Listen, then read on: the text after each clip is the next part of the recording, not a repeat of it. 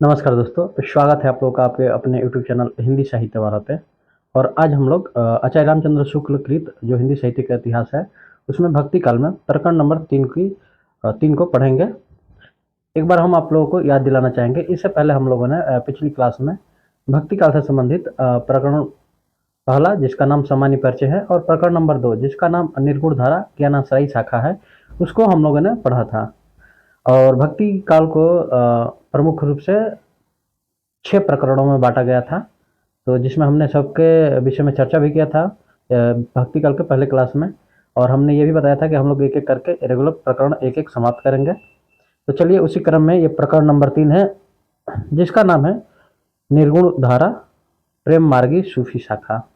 तो चलिए आज की क्लास में हम लोग इससे संबंधित नोट्स को देखते हैं और इसको पढ़ते हैं। जैसे पॉइंट यहाँ से शुरुआत होती है निर्गुण धारा में कि सबसे पहला पॉइंट है कि इस काल में निर्गुणोपासना भक्तों की दूसरी शाखा उन सूफी कवियों की है जिन्होंने प्रेम गाथाओं के रूप में उस प्रेम तत्व का वर्णन किया है जो ईश्वर को मिलाने वाला है तथा जिसका आभास लौकिक प्रेम के रूप में मिलता है। नेक्स्ट पॉइंट है कि सूफियों के अनुसार यह सारा जगत एक ऐसे रहस्यमय प्रेम सूत्र में बंधा है जिसका अवलंबन करके जीव उस प्रेम मूर्ति तक पहुंचने का मार्ग पा सकता है। आगे है कि ईश्वर का विरह सूफियों के यहाँ भक्त की प्रधान संपत्ति है जिसके बिना साधना के मार्ग में कोई प्रवृत्ति नहीं हो सकता, किसी की आंख नहीं खुल सकती। नेक्स्ट पॉइंट है कि कुतुबन जैसी आदि इन प्रेम कहानी के कवियों ने प्रेम का शुद्ध मार्ग दिखाते हुए उन सामान्य जीवन दशाओं को सामने रखा जिसका मनुष्य मात्र के हृदय पर एक सा प्रभाव दिखाई पड़ता है। आगे इसी में है पॉइंट कि हिंदू हृदय और मुसलमान हृदय आमने सामने करके अजनबीपन मिटाने वालों में इन्हीं का नाम लेना पड़ेगा। इन्होंने मुसलमान होकर हिंदुओं की कहानियाँ हिंदुओं की बोली में सहृदयता से कहकर उनके जीवन की मर्म स्पर्शी अवस्थाओं के साथ उनके उदार हृदय का पूर्ण सामंजस्य दिखा दिया। ठीक है। और आगे शुक्ल जी क्या मानते हैं कि शुक्ल जी ने प्रेम मार्गी यानी सूफी शाखा के कवियों का इस क्रम में वर्णन किया, जैसे कुतुबन, मंझन, मालिक मोहम्मद जैसी और उस्मान शेख नवी और कासिम शाह नूर मोहम्मद। तो इन्होंने एक ये क्रम रखा है। ठीक है। शुक्ल जी के ये क्रम जो रखे हैं इसी क्रम में हम लोग संबंधित उससे नोट्स भी तैयार करेंगे। जैसे कुतुबन पढ़ेंगे, उसके बाद मंझन को पढ़ेंगे, उसके बाद मालिक मोहम्मद जैसी को। तो एक बात और बताना चाहेंगे आप लोगों से कि कुछ दोस्त सोचते हैं कि जो मूल किताब है तो क्या हम लोग उसी से पढ़ रहे हैं। तो जी, हम लोग मूल किताब ही है, उसी से संबंधित जो उसमें महत्वपूर्ण पंक्तियाँ होती है शुक्ल जी के बुक में, उसी को हम यहाँ पे आप लोग के सामने प्रस्तुत करते हैं। तो इसमें संकोच की आवश्यकता नहीं है। अगर आप लोगों के पास बुक है तो बुक में आप लोग देख सकते हैं, बुक में सेम टू सेम पंक्तियाँ आपको मिल जाएगी। ये जो हम लोग यहाँ पे पढ़ते हैं, जो प्रमुख पंक्तियाँ है जो परीक्षा की दृष्टि से महत्वपूर्ण है, क्योंकि एक किताब में प्रत्येक लाइन महत्वपूर्ण नहीं हो सकती। ठीक है। तो चलिए आगे अब हम लोग देखते हैं। अब जैसे हम लोग जैसे शुक्ल जी रखे थे अपने पुस्तक में कवियों को, लेखकों को, जैसे कुतुबन, मंझन, मालिक मोहम्मद जैसी, तो एक एक करके हम लोग देखेंगे। उसी क्रम में हम लोग जैसे कुतुबन है तो इनकी मृगावती है। तो इस कहानी के द्वारा कवि ने प्रेम मार्ग के त्याग और कष्ट के निरूपण करके साधक के भगवत्व प्रेम का स्वरूप दिखाया है। बीच बीच में सूफियों की शैली पर बड़े सुंदर रहस्यमय आध्यात्मिक आभास है। ठीक है। इनके संदर्भ में इतनी सी थोड़ी सी ही मतलब महत्वपूर्ण पॉइंट है। आगे है मंझन, इनकी मधुमालती है। मृगावती के समान मधुमालती में भी 5 चौपाइयों के उपरांत एक दोहे का क्रम रखा गया है, पर मृगावती की अपेक्षा इनकी कल्पना भी विशद है और वर्णन भी अधिक विस्तृत और हृदयग्राही है।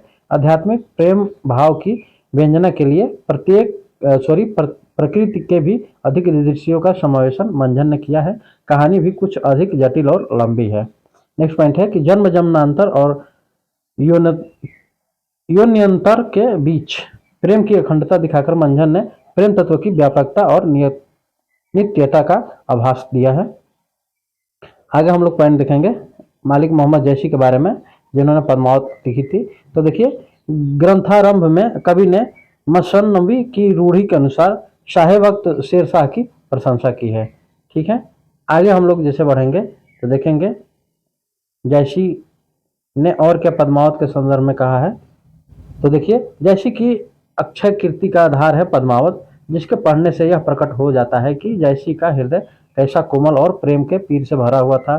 क्या लोक पक्ष में, क्या अध्यात्म पक्ष में, दोनों ओर उसकी दृढ़ता, गंभीरता और सरसता विलक्षण दिखाई देती है। आगे है कि कबीर ने केवल भिन्न प्रतीत होती हुई परोक्ष सत्ता की एकता का आभास दिया है। प्रत्यक्ष जीवन की एकता का दृश्य सामने रखने की आवश्यकता बनी थी, यह जैसी द्वारा पूरी हुई। आगे पॉइंट है, अगला पॉइंट है कि पद्मावत में प्रेम गाथा की परंपरा पूर्ण प्रौढ़ता को प्राप्त मिलती है। यह उस परंपरा में सबसे अधिक प्रसिद्ध ग्रंथ है। इसकी कहानी में विशेषता है, इसमें इतिहास और कल्पना का योग है। पद्मावत की यहाँ बात हो रही है। आगे हम लोग देखते हैं इससे संबंधित और भी कुछ पॉइंट्स हैं, जैसे कि जैसी ने यद्यपि इतिहास प्रसिद्ध नायक और नायिका ली है, पर उन्होंने अपनी कहानी का रूप वही रखा है जो कल्पना और उत्कर्ष द्वारा साधारण जनता के हृदय में प्रतिष्ठित था। इस रूप से इस कहानी का पूर्वार्ध तो बिल्कुल कल्पित है और उत्तरार्ध ऐतिहासिक आधार पर है।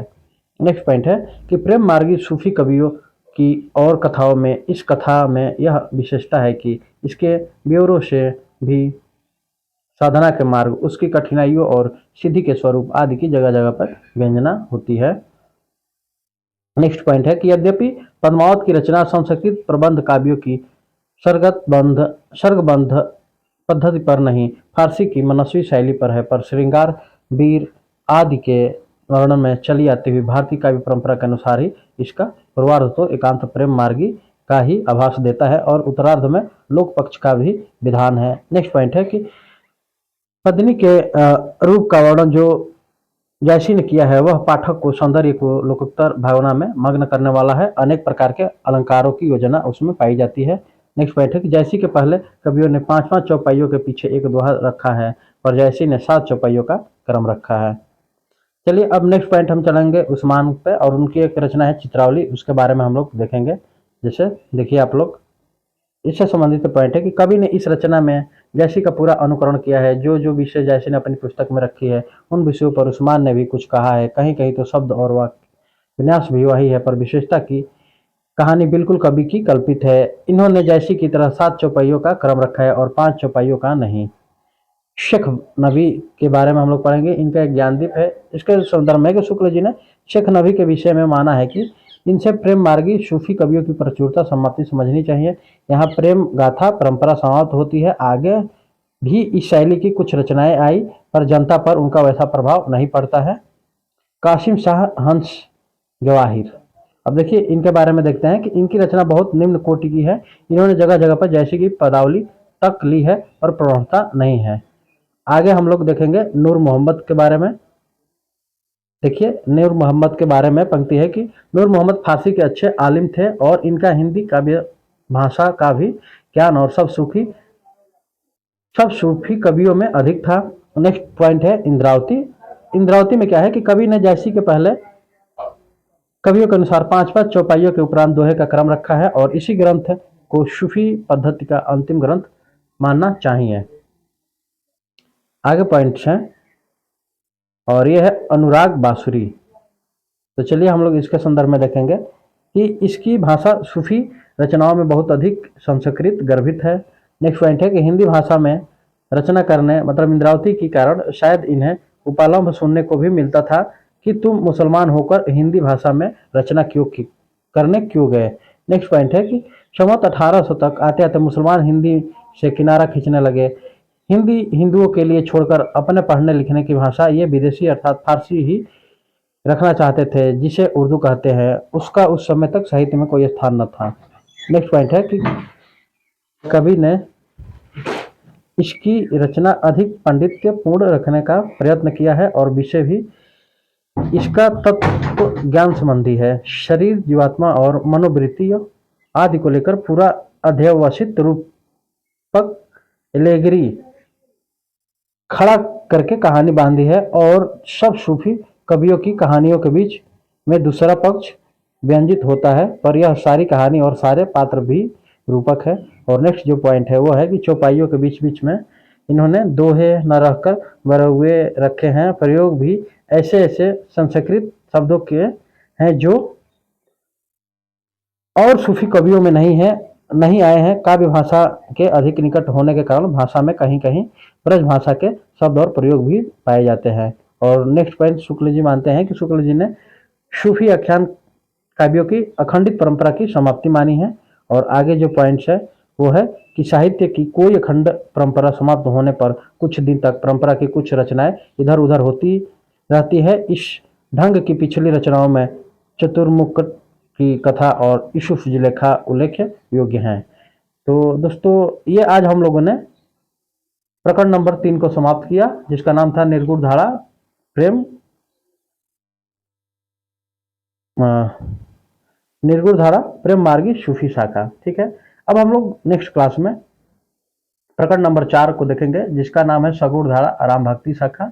और इसमें राम भक्ति शाखा से संबंधित जो इम्पोर्टेंट लाइन होगी उसको हम लोग समाप्त करेंगे।